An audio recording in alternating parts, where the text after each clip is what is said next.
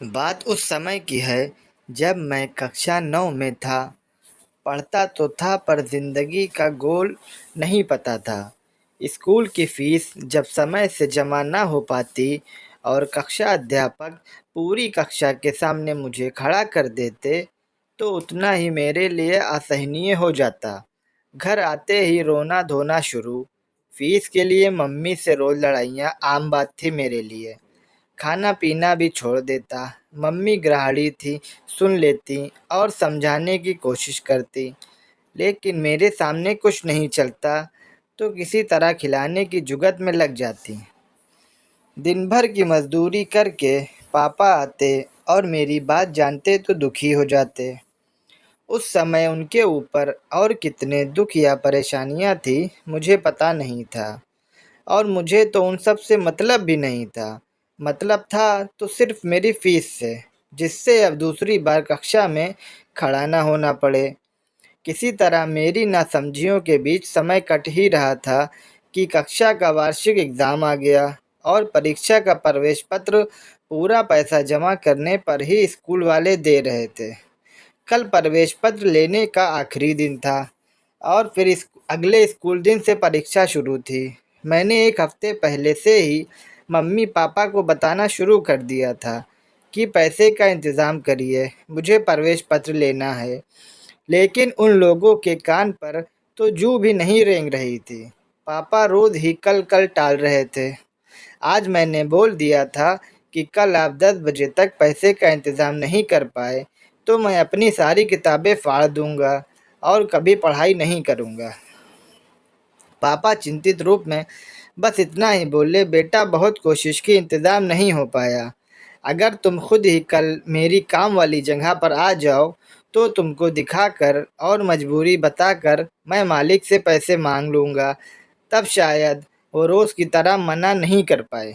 मेरे पास और कोई रास्ता भी नहीं था।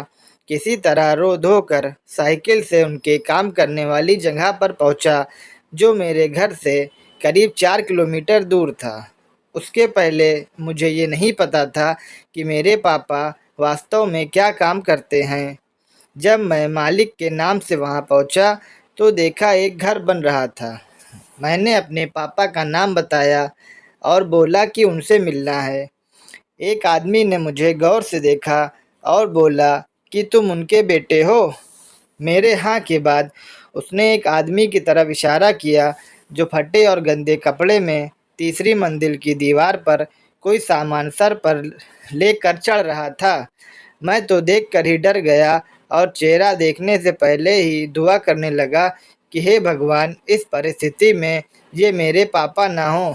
लेकिन जब मैं सीढ़ी के करीब पहुंचा तो मेरा मुंह खुला का खुला रह गया। वो तो मेरे पापा ही थे।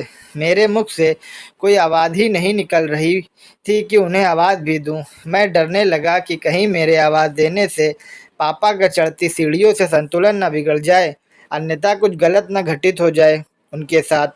थोड़ी देर बाद ही जब वो सामान देकर ऊपर से कुछ सामान लेकर सीढ़ियाँ पकड़ कर उतर रहे थे, उन्होंने देखा कि मैं ज़ोर से सीढ़ियाँ पकड़े हुए था, जिससे कि फिसले ना। और पापा से नज़र मिलते ही मेरी आंखों से आंसुओं की धारा कैसे बहने लगी मुझे पता ही नहीं चला। पापा देखकर थोड़ा खुश और थोड़ा चिंतित हुए। वे कुछ बोलते इससे पहले ही वो आदमी जिसने मुझे पापा के बारे में बताया था आकर बोला, एक सामान पहुंचाने में कितना टाइम लगाता है तू वर्मा, बस देखने का ही पहलवान है क्या तू। मेरे सामने आज तक पापा को किसी ने ऐसे नहीं बोला था। मेरा मासूम हृदय पापा के साथ ऐसा व्यवहार से जल चुका था। मैंने पलटकर उस शख्स से कहा, चाचा जी, माना कि मेरे पापा आपके यहाँ काम करते हैं, लेकिन इसका ये मतलब नहीं कि आप उनके साथ ऐसा व्यवहार करें। मेरी बातों से वो शख्स सकपकाया। उसे मुझसे ऐसे जवाब की उम्मीद नहीं थी। वो बस मुझे देखे जा रहा था। पापा ने माहौल को हल्का बनाने के लिए उससे कहा, अरे साहब, बुरा मत मानिएगा, बच्चा है। उसने कुछ नहीं बोला और चला गया। पापा मेरी तरफ मुड़े और बोले, क्या कर दिए बाबू, फीस तो तुम्हारी यही देते ना। खैर कोई बात नहीं, मैं शाम को किसी न किसी बहाने से प्रवेश पत्र लेकर ही आऊँगा, तुम घर जाओ। मैं पापा से चिपट गया और फिर रोने लगा। पापा ने कहा, ये काम वाली जगह है, सब लोग क्या सोचेंगे तुम्हें देखकर।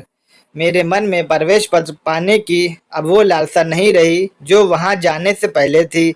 मैं अब पापा को और परेशान नहीं करना चाहता था, अतः मैं वहां से चल दिया। रास्ते भर मुझे अपने पापा की वेशभूषा, उनका हम लोगों के लिए किया गया वो सब जोखिम और मालिक की घुड़कियां सब याद आ रहा था।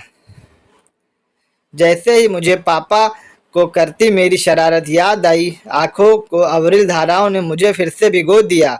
पापा का शांत चेहरा उस दिन यह एहसास जरूर करा गया कि पापा जैसा बनना, उन्हें समझना शायद किसी बाप के लिए ही संभव हो।